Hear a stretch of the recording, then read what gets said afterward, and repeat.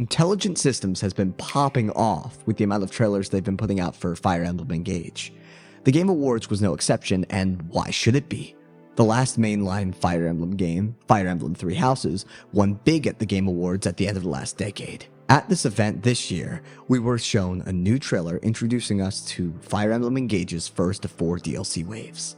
This DLC introduced us to 2 new emblem bands that are not rings but rather bracelets, and they seem to come with their own Awakening-style paralogue chapters.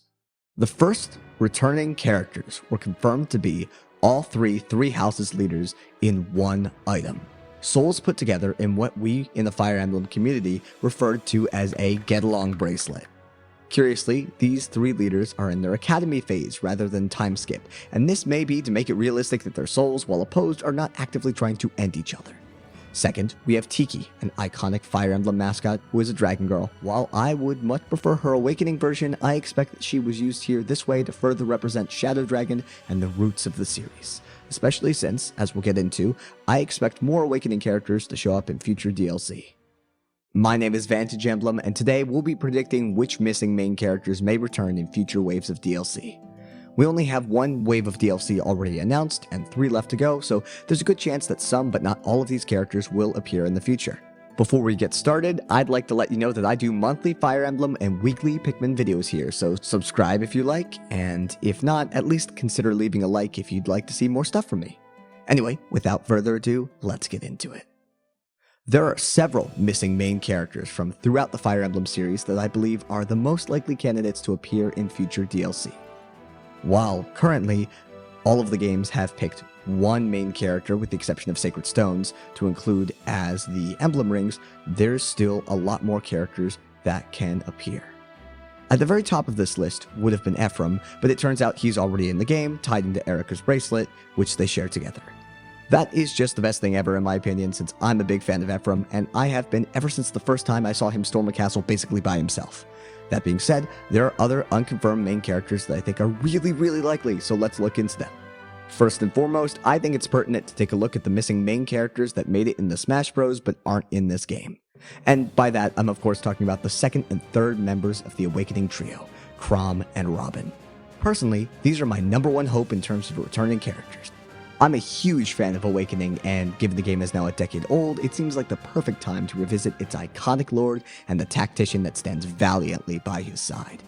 Both of them could be together in the same bracelet, though I think it's more likely that we'll see them as separate items. Then again, given there are only 3 waves left and Awakening was the game to introduce the pair-up mechanic, perhaps both of them together is more likely than I think, especially given that we already have 2 combo bands given Erika and Ephraim, and the 3 house leaders. Following this, I think the characters that are next most likely are the other lords from Fire Emblem games past that have been left out. I think the remaining Blazing Lords, Hector and Eliwood, also have a very good chance of making it into this game, given their place in the history of the series. Though Lyn is clearly more iconic as a representative of Fire Emblem 7 at this point, Hector is a fan favorite, and he and Eliwood are the true main lords of the game's story. Finishing this trio could be as easy as once again combining Hector and Eliwood into a single bracelet, though they could just as easily stand on their own. It just depends on how big a slot they take up.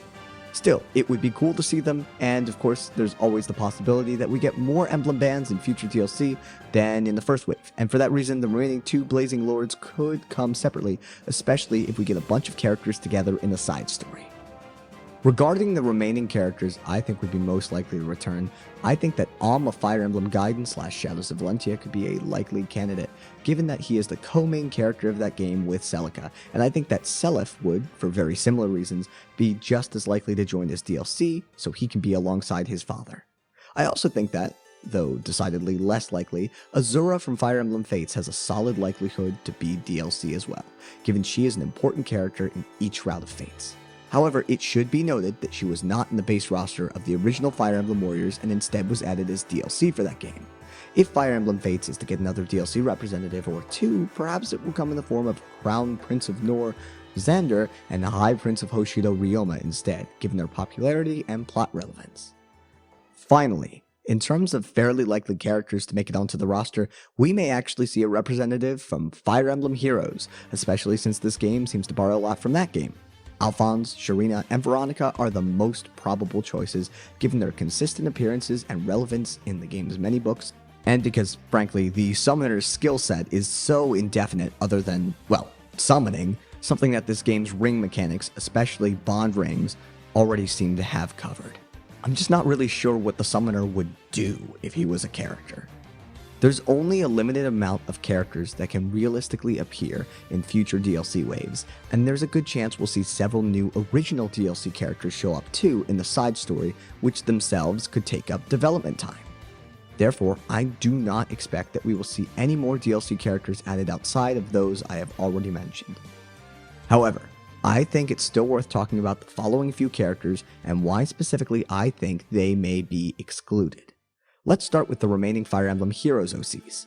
Fire Emblem Heroes has a lot of original characters that serve a main role in their respective stories, but outside of those I've already mentioned, I find it doubtful that the devs will prioritize fitting any more into this game. Each of these characters are only really prevalent in their specific books, save for Anna, but she's a special case, and we already have an axe-wielding Anna in this game, so I find her inclusion just unlikely. The same is true for the other nobles from Fire Emblem Fates too. Leo, Takumi, Camilla, Hanoka, Elise, and Sakura.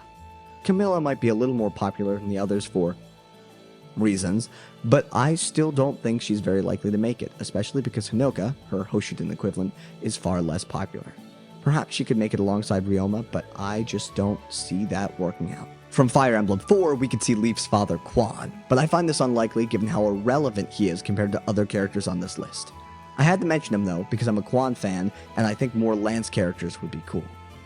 I still think he's too irrelevant to make it as DLC, however, and I think the same is true of other popular but not actual protagonist main characters such as Alincia from Radiant Dawn, Frederick and Lissa from Awakening, and even Chris from New Mystery of the Emblem Heroes of Light and Shadow.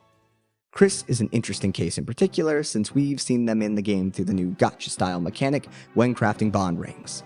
If they're in the game as DLC, then we know that any future DLC waves can have characters used for bond rings as DLC characters as well. However, if they're not, and Chris is doomed to not return in this game in the same form as Martha Tiki, then it means that we may know which characters are going to be DLC because they're absent as bond rings. It'll be interesting to see how that whole system stacks up and interacts with the DLC. But what do you think? What characters do you think will return? Do you think I'm right on the money or dead wrong? Did I flub any details? Am I missing anything from the trailers? What are your thoughts overall? Let me know in the comments below. That being said, I'll stop rambling and end things here. My name is Vantage Emblem. Thank you so much for watching, and I'll catch you next time. Take care, everyone, and have fun with Engage when it comes out next month. Cheers.